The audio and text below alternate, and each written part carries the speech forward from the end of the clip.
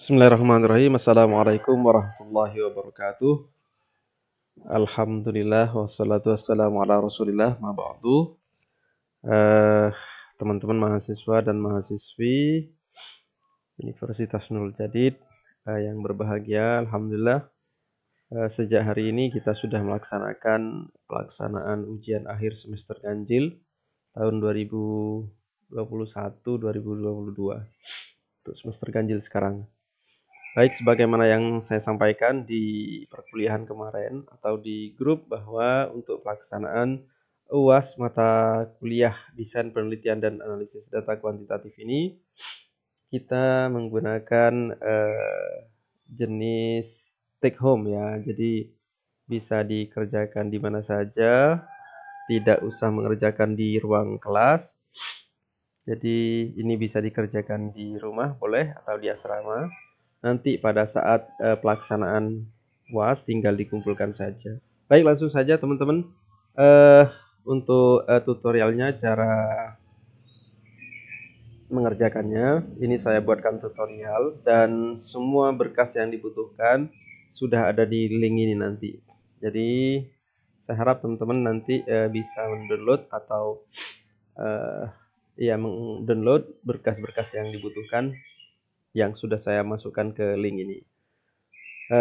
Dan juga untuk tambahan nilai, barangkali teman-teman mahasiswa dan mahasiswi membutuhkan tambahan nilai, bisa dengan cara mensubscribe ya channel saya ini, meskipun tidak terlalu banyak subscribernya karena ini hanya untuk tugas-tugas saja. Dan juga nanti kalau sudah subscribe, kasih komentar, tulis komentarnya di sana namanya dan kelasnya ya. Tahun sekarang ya. Jadi tulis namanya siapa, prodi apa, semester berapa, kemudian tahun sekarang yang berlaku. Baik, nanti teman-teman akan mendapatkan beberapa berkas, beberapa link ya. Di antaranya adalah link lembar jawaban ini ya, link lembar jawaban ini. Nanti teman-teman mengisi ini satu lembar saja, tidak sampai ke analisis, tidak sampai ke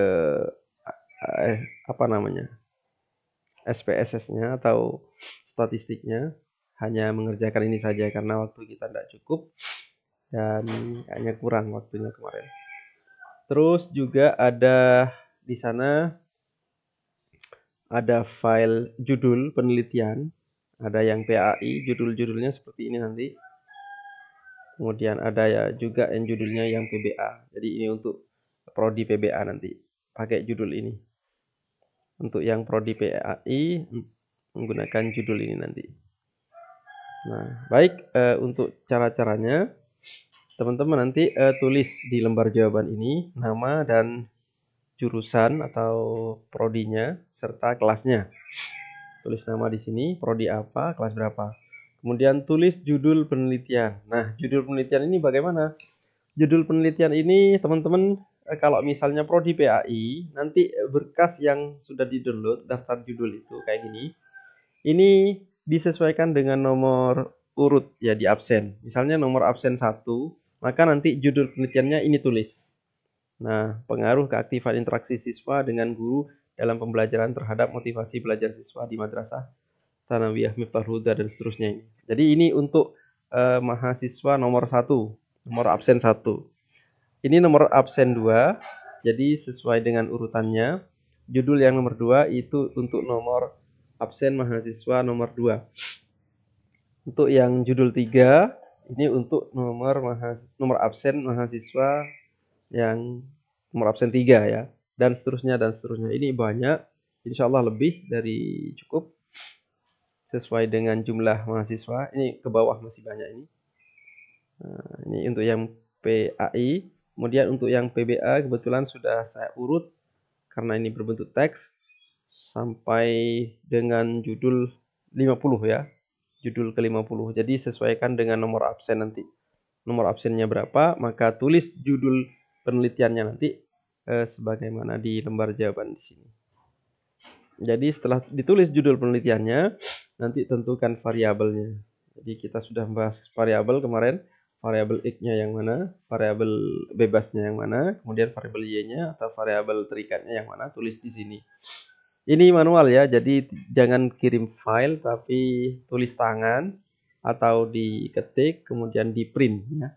Jadi yang dikumpulkan itu hard copy, bukan file. Dikumpulkan nanti saat perkuliahan tatap muka atau saat UAS tatap muka. Kemudian jenis penelitian berdasarkan karakteristik variabelnya. Ini pilihannya ada dua, pilih salah satu saja.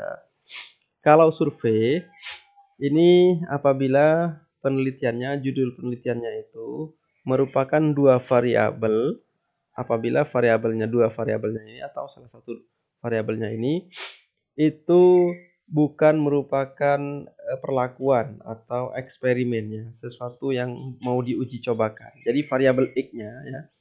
Variabel X-nya itu apabila sesuatu atau variabel yang bukan merupakan sesuatu yang baru atau yang mau diuji coba, maka nanti jenis penelitiannya adalah survei. Tapi kalau variabel X-nya itu adalah merupakan sesuatu yang baru yang mau diuji cobakan untuk mempengaruhi variabel Y misalnya, maka itu merupakan jenis penelitian eksperimen. Jadi uji coba. Penelitian uji coba. Jadi variabel X-nya kalau misalnya sesuatu yang baru atau suatu perlakuan yang baru yang mau diuji cobakan terhadap variabel Y, maka jenis penelitiannya itu nanti pilih atau centang yang eksperimen. Untuk yang nomor 4, jenis data. Nah, kemarin kita sudah belajar jenis data ada 4, nominal, ordinal, interval, dan rasio. Jadi nanti jenis data ini maksudnya variabel X dan Y-nya itu apakah termasuk jenis data nominal, ordinal, interval, atau rasio. Kemarin yang kita pelajari itu bahwa yang paling banyak, yang paling sering dalam penelitiannya itu biasanya adalah jenis data ordinal dan interval. Tapi nanti pilih salah satu, disesuaikan dengan variabelnya teman-teman, variabel X atau variabel Y-nya. Kemudian metode pengumpulan datanya. Nah, untuk mendapatkan data variabel X atau Y itu menggunakan teknik pengumpulan data yang mana? Apakah tes tulis, tes lisan, observasi, interview, wawancara, angket, atau dokumentasi. Jadi disesuaikan dengan variabelnya. Kalau misalnya variabelnya adalah kemampuan membaca Al-Quran, maka metode pengumpulan datanya itu harus tes lisan. Karena kita ingin mengetahui, si peneliti ingin mengetahui kalau misalnya data yang dibutuhkan adalah kemampuan siswa dalam membaca Al-Quran atau kemampuan siswa dalam berbicara bahasa Arab, maka itu menggunakan tes lisan untuk mengetahui kemampuan berbahasa Arabnya atau kemampuan membaca Al-Qur'annya, gitu ya. Itu yang nomor 5. Kemudian nomor 6, rumusan masalah. Ini kalau misalnya rumusan masalah ini berbentuk pertanyaan. Misalnya judulnya adalah korelasi antara penguasaan kosakata bahasa Arab dan seterusnya ini, maka hanya ditambah kata depannya di sini sebelum judul itu adalah adakah ya. Adakah korelasi antara itu nanti di rumusan masalahnya. Adakah korelasi antara apa dengan apa gitu ya. Kemudian kalau misalnya pengaruh apa terhadap apa nanti ditambah adakah pengaruh variabel titik-titik terhadap titik-titik kemudian nanti ditanda tanya. Kemudian yang B, rumusan masalah dalam penelitian kuantitatif biasanya kalau misalnya judulnya diawali oleh kata pengaruh, nah, yang B ini nanti sebelum judul ya, sebelum judul itu ditambah kata seberapa erat. Nah, kalau pengaruh ya, seberapa besar pengaruh ya. Seberapa besar pengaruh. Kemudian ditulis judulnya apa, setelah itu tanda tanya. Kemudian kalau misalnya hubungan atau korelasi, seberapa erat hubungan antara apa dengan apa. Atau seberapa erat korelasi antara apa dengan apa. Kemudian diakhiri oleh tanda tanya nanti di sini. Kemudian hipotesis. judul ya, judul di sini ditulis kembali, cuman sebelum judul itu kalau hipotesis aktif itu ditambah sebelum judul itu kata ada pengaruh titik-titik-titik terhadap titik-titik misalnya. Kemudian kalau misalnya hubungan, ada hubungan titik-titik-titik dengan titik-titik-titik seperti itu. Jadi disesuaikan dengan judulnya, ditambah kata ada saja. Kemudian yang hipotesis nul atau hipotesis nihil itu yang sebaliknya, diawali oleh ditambah kata tidak ada sebelum judulnya. Tidak ada pengaruh titik-titik-titik terhadap titik-titik misalnya. Jadi tulis lagi judulnya di sini, cuman diawali oleh kata tidak ada kalau yang hipotesis nihil. Kalau yang hipotesis aktif itu ditambah kata ada. Kemudian jenis penelitian berdasarkan hipotesisnya, apakah hubungan ya, sebab akibat, hubungan simetris atau hubungan timbal balik. Biasanya antara asosiatif korelatif. Kalau yang pengaruh apa terhadap apa itu biasanya asosiatif atau sebab akibat. Kalau yang eksperimen langsung menggunakan yang komparatif, pilih yang komparatif. Kemudian teknik analisis data yang digunakan adalah menggunakan